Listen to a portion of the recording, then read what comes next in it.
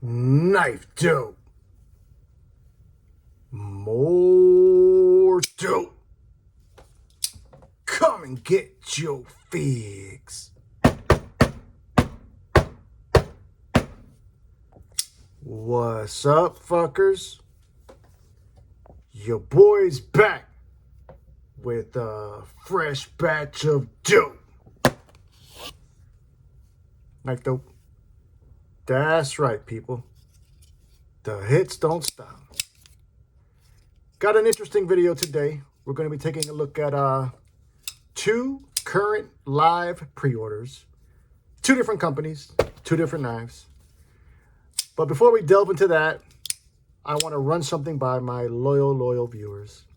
You see, I was chopping it up with two of my knife bros, two other YouTubers at that, and I had made the comment to them that I felt this TRM Shadow, as great as it is, I felt that perhaps it was a little bit overrated. Now, before you TRM fanboys come from my head, let me explain what I meant by that.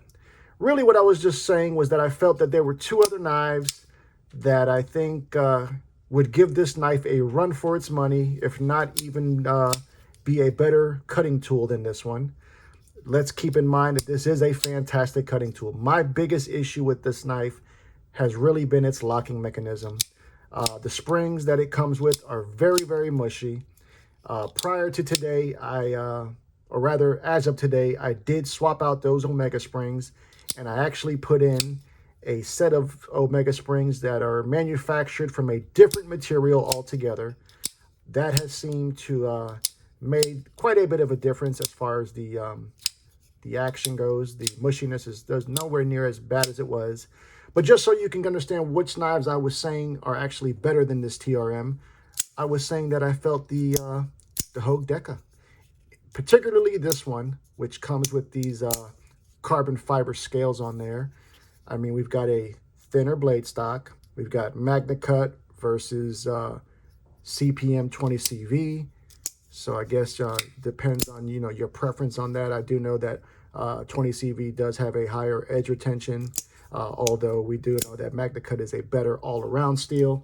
And then I also said that I felt that this one was a better option to go with. This is the American Blade Works Model 2. So, I think that I might have to do a video kind of comparing all three and come up with my own conclusions. So without further ado, let's get to the dope. Okay. This first one is coming to us from a company called Legion Steel Knives. I had never heard about this company until this prototype came. This is the Asar. Now, these are $335. There's kind of a little bit of mystery as far as OEM goes, country of origin. The company itself, Legion Steel Knives, is actually an American company as far as I can tell. They are out of Mississippi or Missouri, one of them M states. The gentleman behind Legion Steels, actually, I'm sure you probably know him, custom knife maker Marshall Noble. He's from Noble Knives. But this is his company. Now, the name Asar is actually the Norse term for Spear of God. So I'm really digging that, I like the name. Now, this version has got this shredded carbon fiber inlays, which are actually on both sides of the knife. We've got a single form of deployment, which is this very minimal flipper tab. We've got stainless steel hardware that's got some type of blue coating on there. They don't really elaborate. Stainless steel pivot collars. Let's go ahead and check it out. Woo! detent is dialed the fuck in. Now look at that blade. That is a gorgeous modified sheep's foot apparatus. 7.8 inches is the overall length of the knife. 3.5 inches is the blade length. CPM 20 CV. We've got the Noble Knives Maker's Mark here on the lock side. And then we've got the Legion Steel Knives logo here on the show side. Very, very gorgeous stonewash finish. Now, like I was mentioning, do not know who the OEM is, but I can only make the assumption that with the materials we're getting here, This is not USA made. I mean, if it is, it's got to be the best goddamn value you could get if it was USA made. But if it was USA made, I can't imagine them not wanting to broadcast that, you know, just take pride in that. But anyways, I digress. 129 thousandths is the blade stock thickness. We've got a nice high flat grind, milled titanium pocket clip, which is right hand tip up. Nice little cutout in that pocket clip. 3.7 ounces is the weight. Ergonomically, I can definitely get a full purchase on here. However, I am kind of getting somewhat of a hot spot here on the underside of the handle. You can see that they actually chamfered the spine side of the handle, but the bottom part where your fingers grasp isn't chamfered. Yep, isn't chamfered. So it is kind of giving me, you know, a little bit of a hot spot. Now, another issue I was having with this, as far as the knife goes, is the actual flipper tab. The jimping on here, I feel, is number one, in the wrong place, and number two, it's very, very slippery. Now, probably my biggest issue besides the flipper tab is just, I think it's actually part of the flipper tab's location or what have you. It's very easy as a right-hander to lock yourself out. I actually started getting a bruise here on the tip of my finger because I kept trying to push it, or rather light switch it, and if you even breathe on this goddamn lock bar, it locks yourself out. So you got to make a conscious effort to stay clear of that. But when you do manage to get a good flick on it, it does fly out. And then lastly is their refund policy. Upon reading on their website, when you receive this knife, you are to let them know within 24 hours of your displeasure. Otherwise, you're not going to get a refund. Of course, they put in their case-by-case basis, but as a company policy, you've got 24 hours to shit or get off the pot.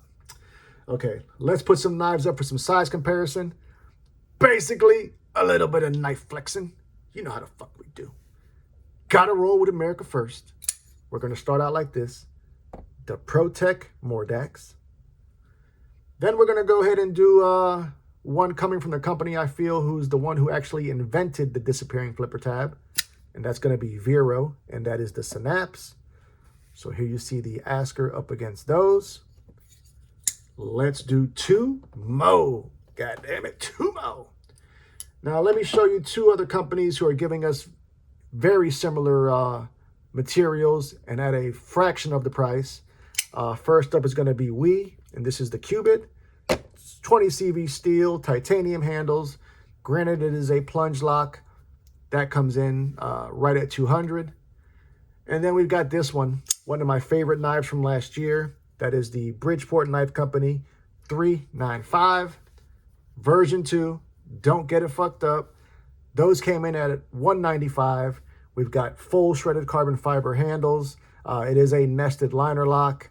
20 CV steel. You know, quite a bit cheaper. In all fairness, it isn't a frame lock, but you can't tell me that a frame lock's going to, you know, be $135 more or $140 more. I mean, I don't buy that. But here you can see the Asker is bigger than both of these. So yeah, people, as of right this minute, I think this one is a hard pass for me. Very attractive looking knife, but I think there's too many things that make this a no-go for me. But that is the Asker by Legion Steel Knives. Now get ready for the polar opposite of everything we just talked about. We got one coming to us from AT Knives, A as in Alpha, T as in Tango, AT Knives, and this is the Halt. Now this is coming to us from a gentleman who's involved in the pass-around groups, one of the pass-around groups that I'm involved in. I do not know his first name, unfortunately, so forgive me for that. But this is the prototype to the Halt, and I will tell you this. I am very, very impressed with this. Number one, price point, $275. I believe these are OEM by Best Tech. I'm almost positive on that. If I'm incorrect, I'll update somewhere in the description or something. But this version has got the micarta inlay. All three versions are the same as far as the bolster lock, just with different inlays. All three versions come in at the same price. We've got a Nice big cutout for your deployment. Milled titanium pocket clip that is right hand tip up. Now this one is off center a little bit, and there's a note in the that came with the knife stating that they're going to line, before production comes, they're going to line the pocket clip up to be center with the pivot. Let's go ahead and check it out. Woo! Detent is dialed the fuck in. Now another thing that really drew me to this knife is the meaning behind the name. The name Halt, H-A-L-T, and it is spelled as an acronym. They've got, you know, each letter followed by a period. There's actually a meaning to that, and it's pretty significant in my opinion. The acronym HALT stands for hungry, angry, lonely, and tired. Now, when you first hear those words, you're probably wondering what the hell that's about. Well, upon further inspection or further review, it's actually an acronym that's deeply rooted in the recovery and mental health community. I can always stand behind that. There have been so many people that have been affected due to mental health or substance abuse. So if that's a shout out or you know, some type of recognition to them, totally with that. I do not necessarily know if there's any type of history with that in this designer, so I'm not trying to make that assertion, but that's the meaning behind the name. This is a bolster lock. We've got plenty of room for disengagement. Great action, very smooth. Ergonomically feels fantastic in the hand. No hot spots to speak of. You know, love the blade shape. This one's going to be in Magna Cut. We've got 7.7 inches as far as the knife's overall length. 3.48 is the blade length. 120 thousandths, full length hollow grind. Add that all up, and what do you get? She's a slicey hoe. Gorgeous stonewash finish as well. 3.2 ounces. I mean, this is a fucking winner, people. Cage ceramic bearings. It's just, I'm just really impressed with this. I believe this is their first design, AT Knives, you know. I could be wrong, but for some reason I feel like this might be their first design. And if it is, even if it isn't his first design, he fucking crushed it. Let's go ahead and put some comparisons up for this one to give y'all a better idea on the size of it. Let's go with the Spyderco Native 5. How about a Artisan? One of my favorite pickups from Artisan this year. That's going to be this Seder Cerberus collaboration. And we can see that the Halt is bigger than both of those. Let's do two mo. God damn it, two mo. How about the iconic Urban EDC F5.5? So there you see that. Last but certainly not least, how about a Devo? Let's go with the MASH 2.5 rendition. And so there you see the Halt is also bigger than those. Yeah, people, I did not anticipate being as impressed by this Halt until I got it in my hand. You know, not only is it a great design, it's done well, but the price, you know, $275 is not bad in today's climate, especially for these materials. Best text, fit, and finish. Their attention to detail. Sign me the fuck up. Now, this pre-order, I believe, is to be fulfilled in July and August of this year. If you want any more information, just head on over to atknives.com, and I'm sure they'll be more than glad to answer all your questions. Well, there we have it, people. The story of two pre-orders. But more importantly, I want to know what you fuckers think. Which one of these is y'all's favorite? Tell me all about it. Love you, mean it. Until the next time, cut something, cut someone. Just don't cut yourself. Stay dangerous, fuckers.